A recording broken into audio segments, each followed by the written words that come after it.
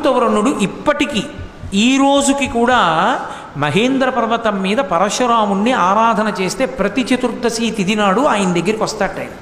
ధర్మరాజు గారు ఆ చతుర్దశి తిథి నాడే పరశురాముణ్ణి దర్శనం చేశాడు.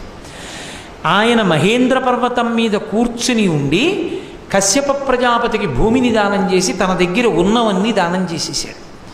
దానం చేసినప్పుడే ద్రోణాచార్యుల వారికి తెలిసింది. అప్పటికి ద్రోణాచార్యుల వారు కటిక దరిద్రంలో ఉన్నారు. ఇంత దరిద్రంలో ఉన్నాను, మహానుభావుడు పరశురాముడు అందరికీ అన్నీ దానం చేస్తున్నట్ట, నేను వెళ్ళి ఏదైనా దానం అడుగుతానని పరశురాముడి దగ్గరికి వచ్చాడు. అయ్యా మీరు అన్ని దానాలు చేస్తున్నారట, పేద బ్రాహ్మణుణ్ణి నాకు ఏమైనా ఇవ్వండి అన్నాడు. అంటే పరశురాముడు అన్నాడు, అందరికీ అన్నీ ఇచ్చేశాను, నా దగ్గర ఏం లేవు, రెండే ఉన్నాయి. ఒకటి నా శరీరం ఉంది, రెండు నా దగ్గర ధనుర్విద్య ఉంది, ధనుర్వేదం. రెండిటిలో ఏది కావాలో కోరుకో ఇచ్చేస్తానన్నాడు. అంటే మీ శరీరాన్ని తీసుకుని నేనేం చేస్తానో మీ దగ్గర ఉన్న ధనుర్వేదాన్ని నాకు ఇమ్మన్నాడు. అంటే ద్రోణాచార్యుల వారికి ధనుర్వేదాన్నంతటినీ పరశురాముల వారే ఇచ్చారు. అందువలనే ద్రోణాచార్యుల వారు అంత గొప్ప ఆచార్యుడై ఆ రోజుల్లో ప్రపంచ దేశాల అన్నిటి నుంచి కూడా విలువిద్య నేర్చుకోవాలంటే ద్రోణాచార్యుల వారి దగ్గరికే వచ్చేవారు. ద్రోణాచార్యుల వారి దగ్గర విద్య నేర్చుకున్నప్పుడు ద్రోణుడు ఒకడికి విద్య నేర్పకపోవడం, పరశురాముడు నేర్పడమే మహాభారత కురుక్షేత్ర యుద్ధానికి మళ్ళీ కారణమైంది.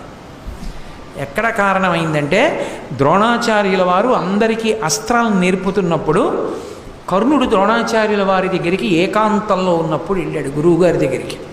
వెళ్ళి, గురువర్యా నేను మీతో ఒక రహస్యం మాట్లాడాలన్నాడు. ఏం కావాలరా అని అడిగాడు. నాకు బ్రహ్మాస్త్రం కావాలి అన్నాడు. దేనికి నీకు బ్రహ్మాస్త్రం అని అడిగాడు. అర్జునుడిని చంపాలనుకుంటున్నాను అన్నాడు.